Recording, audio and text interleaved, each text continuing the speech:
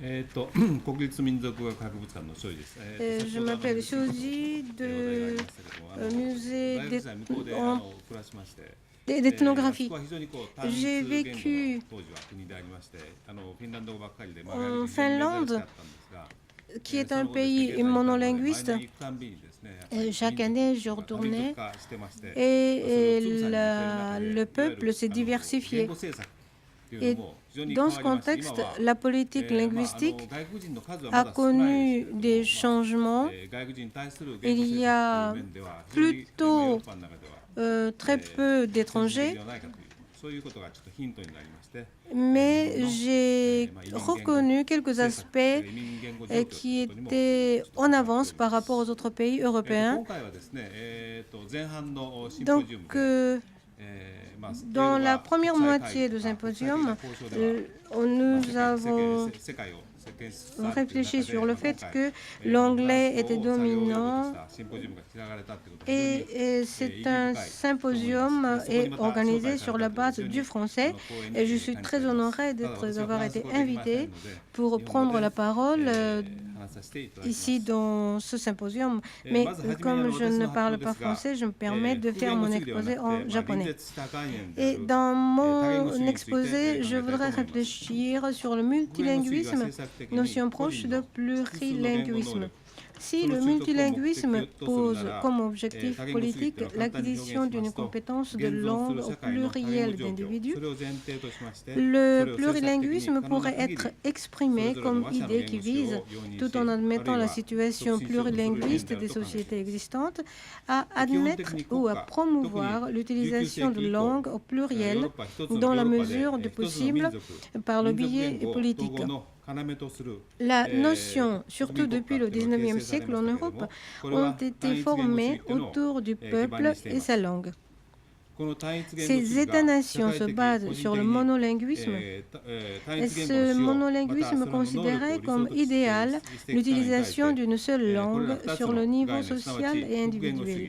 En revanche, ces deux principes, c'est-à-dire le multilinguisme et le plurilinguisme, s'opposent, pour ainsi dire, au principe du monolinguisme sur lequel se basent les États-nations. Je propose ici de réfléchir aujourd'hui sur la situation multilinguiste qui se forme au Japon par nombre d'immigrés afin de cerner le processus de multiplication de langues dans la société ainsi que les problèmes qui sont impliqués. Ceci tout en tenant compte de notre rapport avec le multilinguisme. Tout d'abord, la situation plurilinguiste.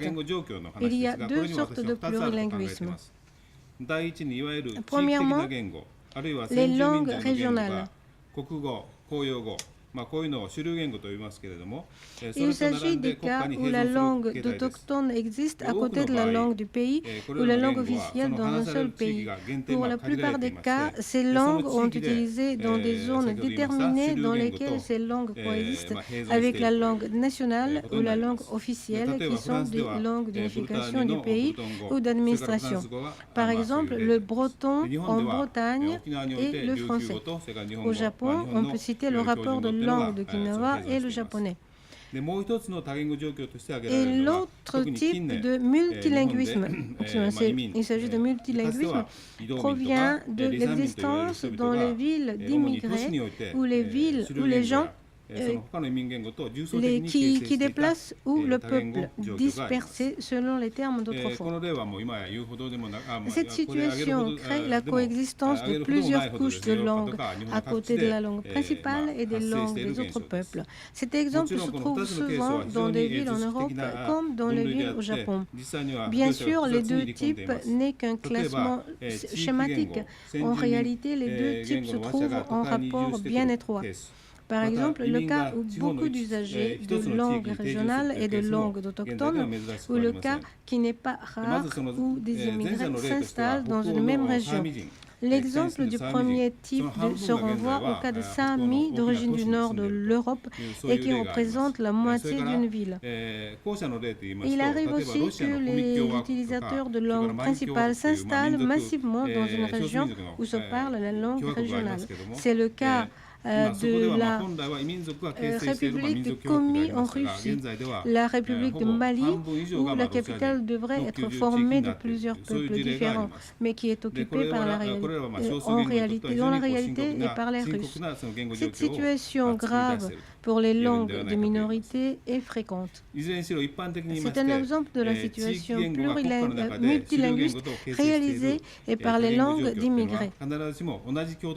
Dans tous les cas, de façon générale, la situation multilinguiste qui se forme dans un pays par la langue régionale avec la langue principale ne tend pas forcément vers un multilinguisme ancré dans une même communauté linguistique. Dans ce sens-là, les utilisateurs de langues minoritaires et régionales, de même que les États-nations, dans leur propre domaine, montrent même parfois une attitude exclusive. Ce phénomène se constate dans des zones francophones au Canada.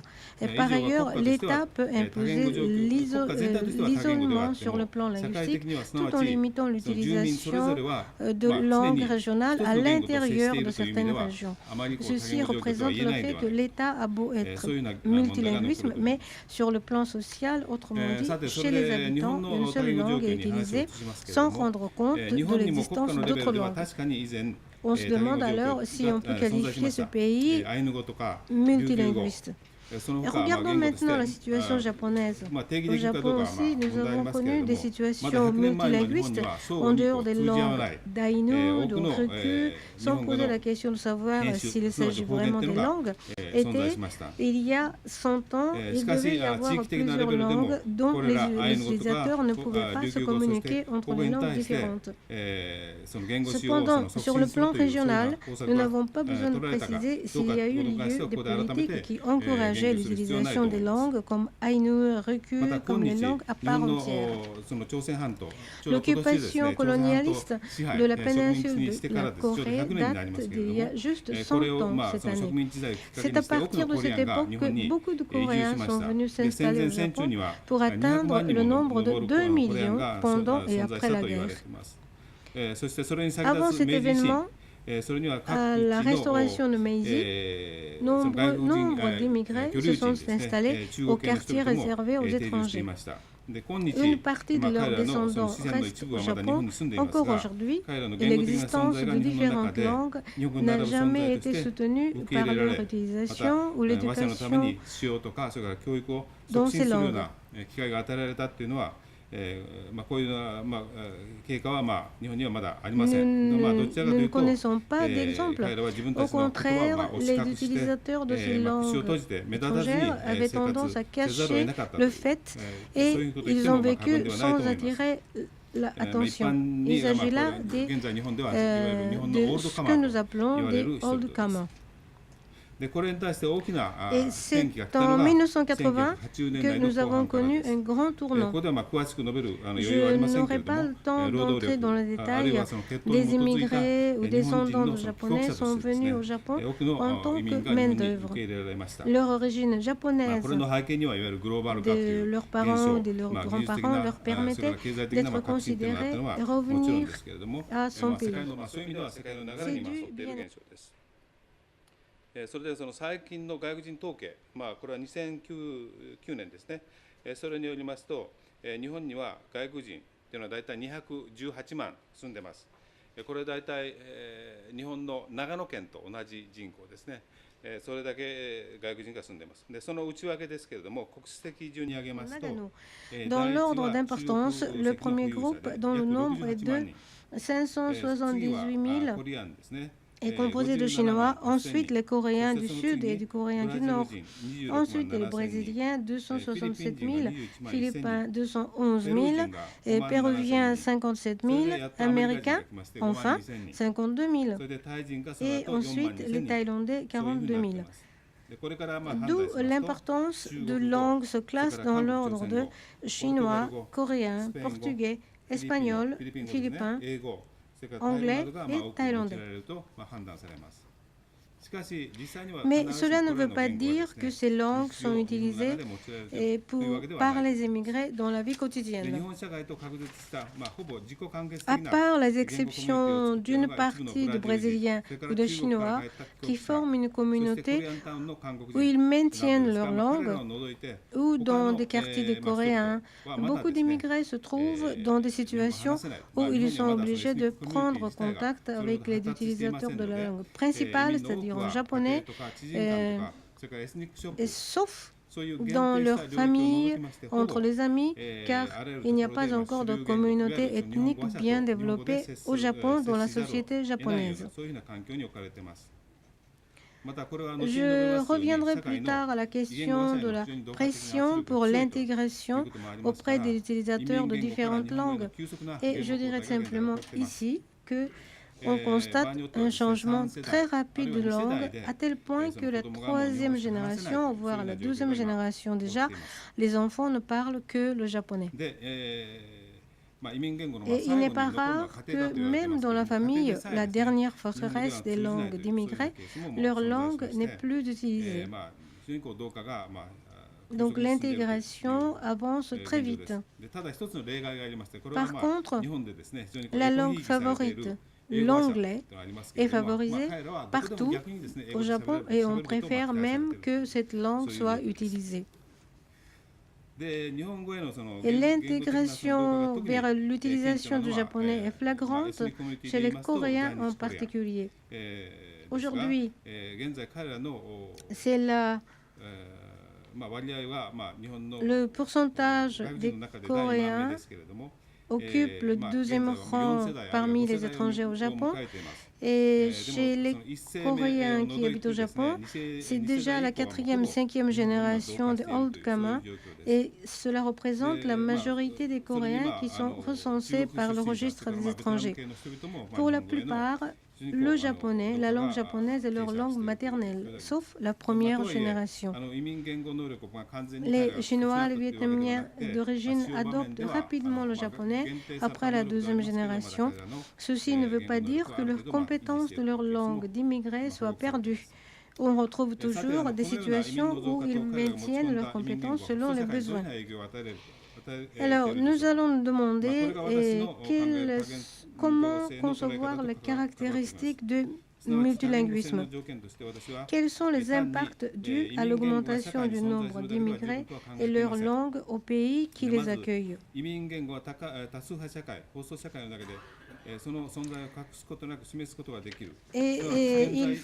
Tout dépend de la façon dont on cerne le phénomène de multilinguisme. Il ne suffit pas que les langues d'immigrés existent dans la société pour construire le multilinguisme. Il faut que les langues d'immigrés puissent exister dans la société majoritaire ou dans la société d'accueil, sans se cacher son identité. Il faut qu'ils puissent vivre de façon évidente. Ainsi, la société d'accueil peut contacter les langues d'immigrés et admettre leur existence. Ensuite, il faut prendre des mesures positives pour le maintien des langues d'immigrés. Après, il faut que ceux du groupe majoritaire se libèrent de leur croyance de monolinguisme pour prendre conscience de multilinguisme. C'est ainsi qu'une société peut être considérée devenue vraiment multilinguisme. Alors, à quel degré les immigrés utilisent leur langue de façon évidente? Cela ne se limite pas à des situations visibles, mais les fréquences d'entendre des langues d'immigrés dans des lieux publics et la diversité des lieux doivent être tenues en compte. Aujourd'hui, on peut dire que nous avons des contacts dans la vie quotidienne, dans des magasins, des moyens de transport, au travail. On remarque également, pour donner des exemples visibles, des écritures en coréen et en chinois dans des grandes villes ou dans des zones d'habitation concentrées, surtout sur des enseignes et publicités. C'est un phénomène positif, ce qui est rare au Japon. Les mesures indiquées ci-dessous, destinées à apporter des soutiens à l'utilisation des langues d'immigrés et leur survie, incluent des services offerts par des organismes publics ou des associations privées des bénévoles. Ensuite, les mesures développées pour apporter le soutien aux immigrés pour qu'ils soient intégrés dans la société japonaise. Il y a des imprimés où il y a des consultations en plusieurs langues pour les cas de maladie ou des problèmes administratifs. Il y a beaucoup de collectivités locales qui assurent ce genre de services. Et on trouve aussi des indications en notre langue dans la ville, par-ci par-là. Et je crois que les invités étrangers qui arrivent au Japon ont déjà remarqué qu'il y a beaucoup d'écriture en d'autres langues que le japonais. Et on peut citer une autre condition pour que la société soit multilinguiste, à savoir la conscience des Japonais concernant le multilinguisme. Cela fait à peu près 20 ans que le Japon a pris le chemin pour devenir multilinguiste. Les étrangers qui habitent au Japon depuis longtemps remarquent sans doute moins de peur chez les Japonais et moins de refus vis-à-vis des étrangers. Avant, les Japonais, ayant peur d'être abordés par des personnes visiblement étrangères, s'écartaient des étrangers et pour garder une bonne distance. Et ce phénomène se constate de plus en plus rarement. Les services administratifs en langue étrangère et qui dépendent également de la compréhension des habitants peuvent être améliorés jusqu'à un certain degré. Et tout cela revient à dire qu'on est capable de considérer comme ordinaire l'existence de personnes parlant d'autres langues que le japonais et de se comporter normalement. Une société qui incorpore des communautés à part de langues différentes n'est pas une société de multilinguisme. Les langues d'immigrés qui commencent à exister dans les grandes villes en plusieurs couches peuvent faire reconnaître le caractéristique d'une telle société et pour des contacts permanents avec les langues d'immigrés. La tendance à multilinguisme des Japonais provient d'une origine sans aucun rapport avec les étrangers. Le besoin dans l'internationalisation des échanges académiques et dans des affaires, aussi bien que l'accumulation d'expériences de séjour à l'étranger et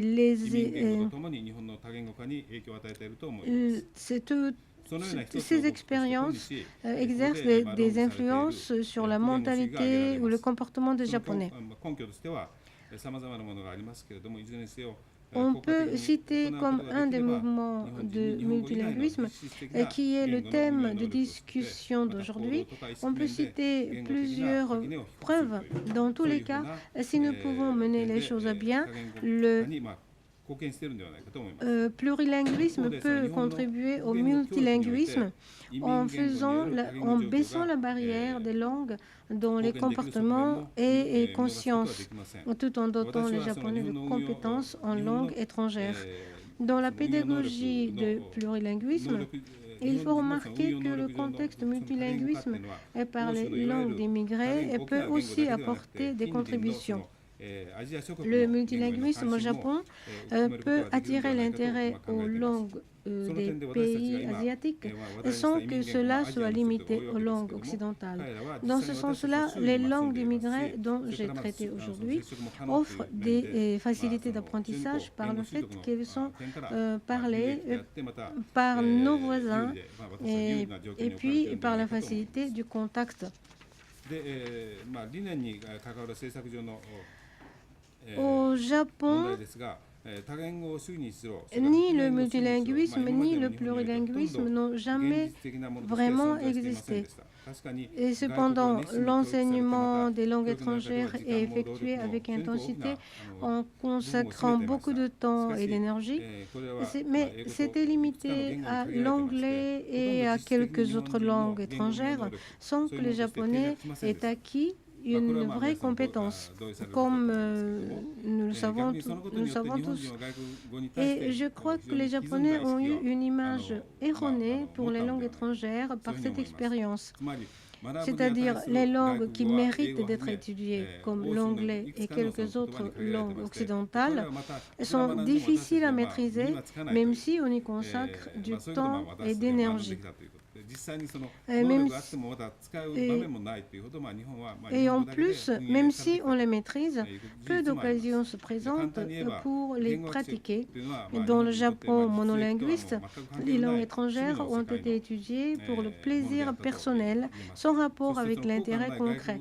Et par l'apprentissage des langues étrangères, nous avons fini, me semble-t-il, par ressentir une barrière infranchissable vis-à-vis des langues étrangères. Les langues étrangères n'étaient nullement une menace devant le Japon monolinguiste et pour les langues japonaises. La seule langue du pays et la seule langue officielle, c'était le Japon. C'était le japonais. Mais aujourd'hui, l'idée de base de l'État-nation qui peut être décrite par le schéma État égale peuple égale langue fait face à une crise aujourd'hui. L'acceptation varie selon les personnes et probablement la conscience monolinguiste est ce qu'elle a préservé, c'est-à-dire la théorie qui dit que le japonais est différent des autres langues, la mentalité fermée et tout cela connaîtra une dégradation. C'est pour certains regards une libération du japonais qui était serti dans les taux de conscience de japonais bien fermés. Et probablement, le Japon continuera à laisser développer le multilinguisme dans diverses situations et la compétence en multilinguisme augmentera. Il y aura bien sûr, naturellement, un contre-mouvement. En Occident, la langue nationale est obligatoire pour les immigrés. Par exemple, en France, le français est juridiquement défini comme la langue nationale. Dans quelques pays de l'Union européenne, l'anglais qui se développe est parfois considéré comme menace. En fait, on trouve dans le contexte de plurilinguisme promu en Europe la volonté de faire face à la puissance monopolisante de l'anglais par le biais de dispersion des compétences langagières. Au Japon, on remarque que la tendance et la volonté d'admirer le japonais, cette idéologie d'une volonté forte de conserver le japonais n'apparaît pas forcément dans la politique, dans le monde juridique. Mais néanmoins, il est sûr que le Japon ne peut pas échapper à la coexistence de plusieurs langues sur le plan social, dans la compétence ainsi que dans la conscience. À ce moment-là, s'imposera une structure de langue indiquant le japonais.